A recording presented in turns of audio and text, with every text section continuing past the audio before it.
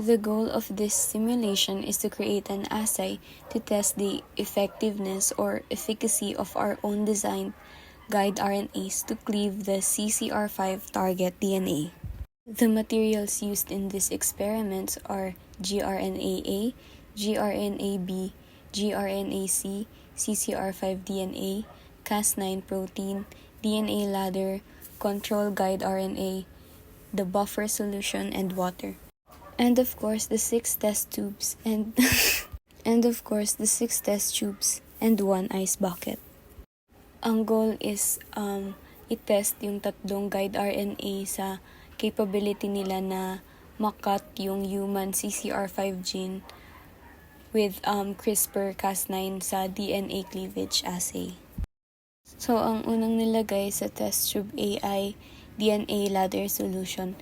Yung DNA ladder solution, nagsuserve siya as reference para ma-determine yung size ng DNA fragments na mapoproduce after cleavage. Ang main components naman ng tube B ay CCR5 DNA at saka yung DNA cleavage buffer.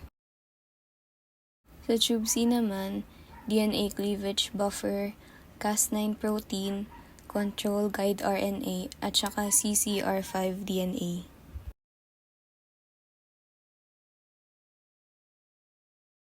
Sa test tube D, guide RNA-A, CCR5 DNA, Cas9 protein, at saka DNA cleavage buffer. Sa test tube E naman, gRNA-B, CCR5 DNA, Cas9 protein, at saka DNA cleavage buffer.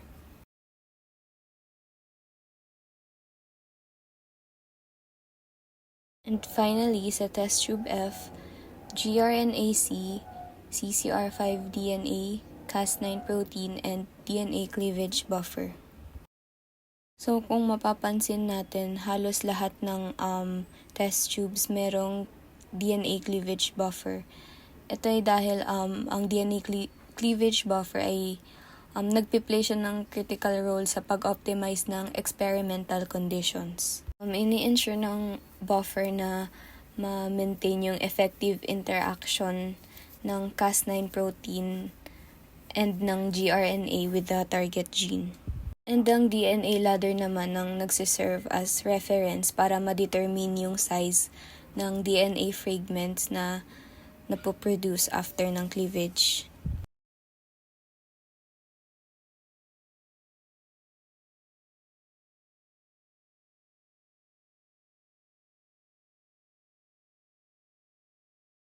So, yung CRISPR-Cas9 para siyang tool para makat yung DNA. And gumagamit siya ng guides, at ito yung tinatawag nating guide RNA, para ma-locate precisely yung DNA sequence within the genome. Kaya once na mahanap niya yung right spot, the target DNA is cleaved by the nuclease activity of Cas9.